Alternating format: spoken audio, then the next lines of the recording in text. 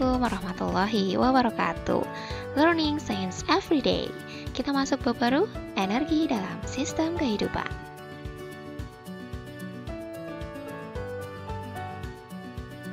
Materi yang akan kita pelajari yaitu mengenai energi, bentuk energi, sumber energi, dan makanan sebagai sumber energi. 3 materi lain pada video selanjutnya. Guys, mengapa motor dan mobil bisa berjalan? Ya iyalah bisa, karena ada bahan bakarnya. Jika bahan bakarnya habis, maka kendaraan bermotor tentu tidak bisa berjalan karena tidak ada energinya. Kamu dapat bergerak sesuai dengan keinginanmu seperti berjalan, berlari, bermain, dan aktivitas sehari-hari lainnya karena kamu mempunyai energi dalam tubuh kamu. Begitu pula alat-alat listrik seperti kipas angin, setrika, lampu, butuh energi untuk dapat digunakan. Energi ada di mana-mana, bahkan tumbuhan dan hewan membutuhkan energi untuk tumbuh dan berkembang. Jadi, untuk melakukan suatu usaha dibutuhkan energi. Dengan demikian, energi adalah kemampuan untuk melakukan usaha atau kerja atau melakukan perubahan. Ada macam-macam bentuk energi. Misalnya, energi potensial, energi kinetik, energi listrik, energi kimia, dan lain-lain. Boleh kamu cari ya. Kita bahas satu-satu sedikit ya. Di manakah kamu dapat menemukan energi potensial? Energi ini diperoleh karena lokasi atau kedudukannya. Contohnya, air dalam bendungan menyimpan energi potensial karena ketinggiannya, yang bisa saja menyebabkan beton bendungan jebol. Benda yang diletakkan di atas meja memiliki energi potensial gravitasi, sehingga bisa saja menyebabkan benda jatuh ke tanah. Batu di ketapel yang diregangkan juga memiliki energi potensial, yang jika regangan dilepaskan, maka dapat mendorong batu terlempar dari ketapel. Lanjut. Ada pemain biliar nih yang menggerakkan tongkat biliar untuk mendorong bola sehingga bola bergerak. Selanjutnya, bola yang bergerak akan menggerakkan bola-bola lain. Nah, bola yang bergerak tadi memiliki suatu energi yang disebut energi kinetik. Air yang mengalir di sungai atau dari air terjun juga memiliki energi kinetik yang dapat menggerakkan turbin. Mobil yang melaju kencang memiliki energi kinetik yang jika menabrak sesuatu akan menimbulkan kerusakan. Bagaimana kamu menghitung energi potensial maupun energi kinetik yang terjadi pada suatu benda? Nah, untuk menghitung energi potensial, ini dia rumusnya. EP sama dengan M kali G kali H, di mana EP adalah energi potensial, satuannya J atau Joule, M merupakan massa benda, satuannya kilogram, G gravitasi bumi, satuannya meter per sekon kuadrat, dan H adalah ketinggian, satuannya meter. Sedangkan untuk menghitung energi kinetik, kamu dapat menggunakan rumus EK sama dengan setengah kali M kali V kuadrat, di mana EK energi kinetik, satuannya Joule, M massa benda, satuannya kilogram, dan V merupakan kecepatan benda, satuannya meter per sekon. Nah, kemudian ada energi mekanik. Energi mekanik itu penjumlahan dari energi potensial dan energi kinetik, sehingga rumusnya adalah EM atau energi mekanik sama dengan EP ditambah EK. Nah, ini dia contoh soalnya, soal yang pertama. Suatu bola basket memiliki massa 0,6 kg, terletak di atas lemari yang tingginya 3 meter. Diketahui bahwa gravitasi sebesar 10 meter per sekon kuadrat. Hitung energi potensial yang dimiliki oleh bola tersebut. Nah, untuk memudahkan pengerjaannya, silahkan kamu tulis apa saja yang diketahui. Nah, diketahui tadi ada massa, berarti M sama dengan 0,6 kg. H, ketinggian, sama dengan 3 meter. G, sama dengan 10 meter per sekon kuadrat. Yang ditanyakan apa? Hitung energi potensial. Nah, yang ditanyakan berarti EP. Oke, pengerjaannya seperti ini. Tadi EP rumusnya M kali G kali H. Berarti tinggal kamu masukkan M-nya 0,6, G-nya 10, dan H-nya 3 meter. Silahkan dikalikan. 0,6 kali 10 kali 3 sama dengan 18 Joule. Jadi energi potensial yang dimiliki oleh bola basket tersebut adalah 18 Joule. Mudah ya? Contoh soal selanjutnya, soal nomor 2. Sebuah mobil memiliki massa 500 kg, melaju dengan kecepatan 25 meter per sekon. Hitung energi kinetik mobil pada kelajuan tersebut. Seperti biasa, apa saja yang diketahui? Nah, ini ada 500 kg berarti massa ya. M sama dengan 500 kg.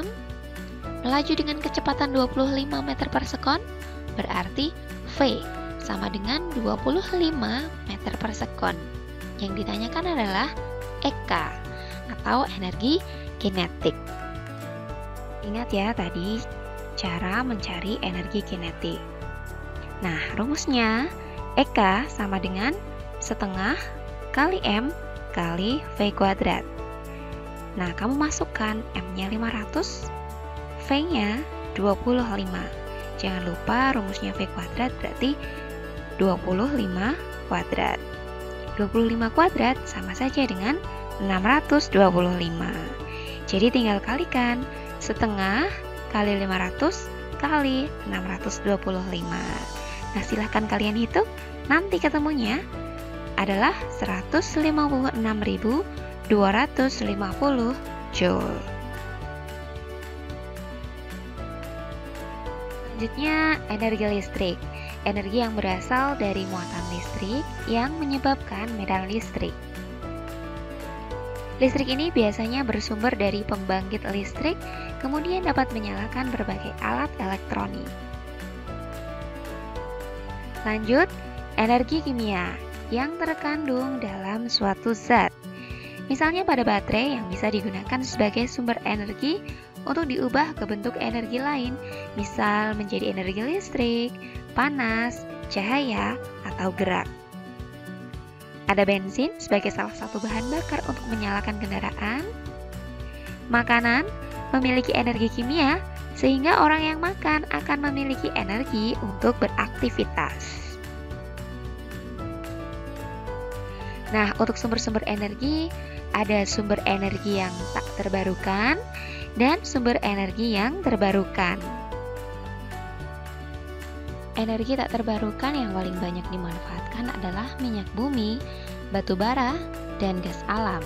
Digunakan dalam kehidupan sehari-hari, misalnya untuk industri, pembangkit listrik, atau transportasi. Hasil tambang bumi seperti minyak bumi, gas, dan batu bara merupakan bahan bakar fosil yang berasal dari tumbuhan atau hewan yang terkubur jutaan tahun di dalam bumi. Untuk mendapatkannya, dilakukan penambangan ke dalam perut bumi. Energi nuklir juga merupakan energi tak terbarukan. Energi nuklir adalah energi potensial yang terdapat pada nukleus atom, dibebaskan dalam bentuk energi panas melalui radiasi nuklir. Untuk sumber energi yang terbarukan, ada energi surya atau matahari, pembangkit listrik tenaga air untuk menghasilkan listrik, energi angin untuk menghasilkan listrik pula, dan energi tidal yang memanfaatkan pasang surutnya air laut. Keunggulan energi tidal ini dibanding dengan energi angin atau matahari, yaitu aliran energinya lebih pasti dan mudah diproduksi, hemat ruang, dan tidak membutuhkan teknologi konversi yang rumit. Namun, kelemahannya adalah membutuhkan alat yang mampu bertahan dengan kondisi lingkungan laut yang keras karena tingginya tingkat korosi dan kuatnya arus laut. Tadi sudah disebutkan bahwa manusia membutuhkan energi untuk dapat melakukan aktivitas sehari-hari. Energi ini berasal dari makanan yang dimakan setiap harinya. Jadi makanan adalah sumber energi yang utama bagi manusia. Zat makanan yang berperan sebagai sumber energi adalah karbohidrat, protein, dan lemak. Kita bahas satu persatu, mulai dari karbohidrat. Karbohidrat merupakan senyawa kimia yang mengandung unsur karbon, berfungsi sebagai penyedia energi bagi tubuh. Karbohidrat bisa kamu dapatkan dari makanan seperti beras, kentang, jagung, gandum, ubi-ubian. 1 gram karbohidrat setara dengan 4 kilokalori energi. Protein merupakan senyawa kimia yang mengandung unsur C, H, O, N. Kadang juga mengandung unsur P dan S. Coba kamu cari di internet apa saja unsur-unsur tersebut yang memiliki lambang unsur C, H, O, N, P, dan S. Fungsi protein bagi tubuh yaitu sumber energi ketika karbohidrat dan lemak tidak dapat mencukupi energi. Pembangun sel dan jaringan, maka protein inilah yang merupakan kunci pertumbuhan. Menjaga kesehatan organ, dan sebagai enzim yang mempercepat reaksi kimia dalam tubuh. Kamu mendapatkan protein dari kacang-kacangan seperti kacang tanah, kedelai, almond, dan lain-lain. Atau ini nih, tahu dan tempe yang sering kamu makan. Bahan-bahan makanan ini termasuk protein nabati, yaitu protein yang berasal dari tumbuh-tumbuhan.